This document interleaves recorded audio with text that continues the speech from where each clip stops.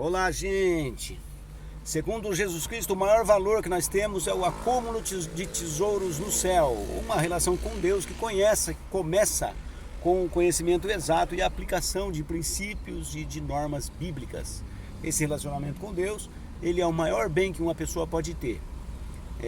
O Apocalipse no capítulo 14 diz: as coisas que nós fizemos nos acompanham, não as coisas que nós temos, não as nossas posses, não a nossa faculdade, nada do que nós possuímos nesse sistema ele nos acompanha, mas o histórico de serviço que nós prestamos a Deus quais servos dele. Sim, o histórico de serviço que em especial está diretamente ligado à invocação correta do nome de Deus. Lembra da passagem bíblica? Pai nosso nos céus, santificado seja o teu nome. Se eu não conheço o nome de Deus, como eu vou santificar? Não tem como.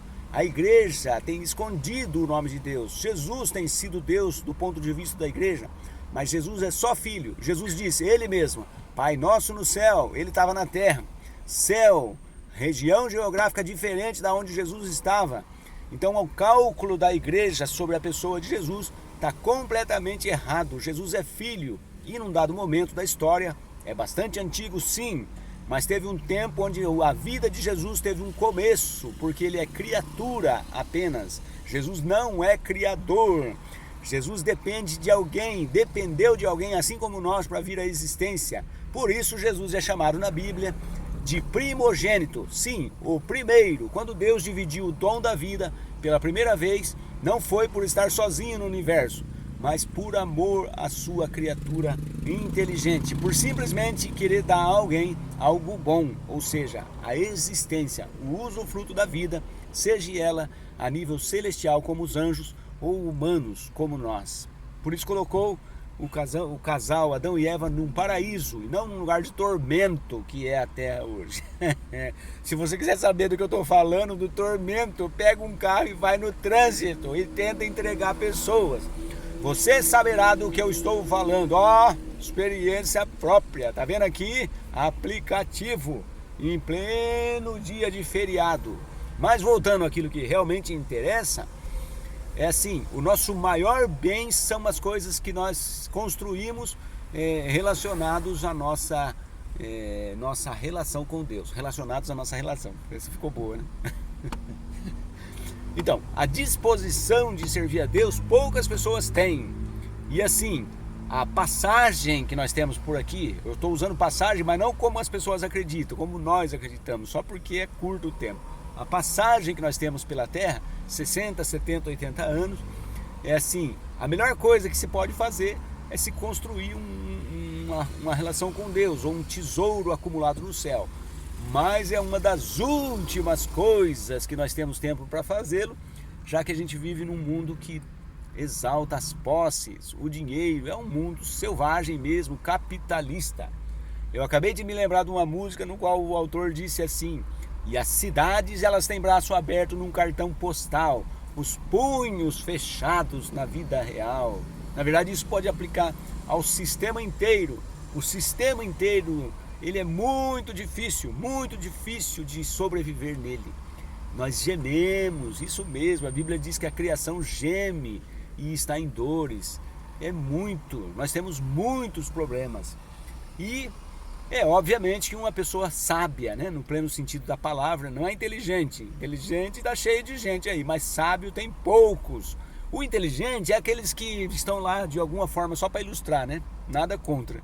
Mas estão lá ligados à tecnologia da informação, criando códigos, criando sites, criando páginas, criando plataformas inteiras. São pessoas inteligentes, mas sábias elas não são, porque a Bíblia diz, né, o começo da sabedoria é ter alguma coisa espiritual, a ter uma rotina espiritual, especialmente conhecer a Deus, né?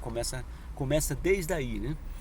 Então, um homem sem o lado espiritual, ele simplesmente é metade, talvez nem isso, né? Porque a gente tem três coisas que dominam a nossa existência. Pode ser comparado aos nossos três dedos. Um dedo é maior do que os outros. Esse dedo é justamente a espiritualidade. O outro do lado está relacionado aos nossos contatos, né? Pai, mãe, filho, esposa, marido, patrão, conhecidos e tudo que está relacionado. E o outro tem a ver com o nosso ganho do dia a dia, né? O comércio, que é na maioria das vezes ganancioso, que nos leva para onde ele quer, quase que de modo geral. E o terceiro, o mais importante de todo, que é o dedo do meio, o dedo grande, ele representa a nossa relação com Deus, o conhecimento das razões da nossa existência, para onde vou, da onde eu vim. E tudo isso, muitas vezes, é quase que nós não crescemos nisso.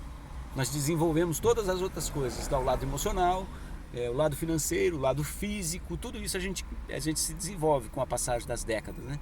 Mas o lado espiritual, nós ficamos como uma criancinha, bebês, tomando uma madeirinha aos 70, 80 anos. E isso é muito prejudicial. Não podia acontecer isso de jeito nenhum. Como fazer melhor? Acesse o site jw.org e peça um estudo da Bíblia.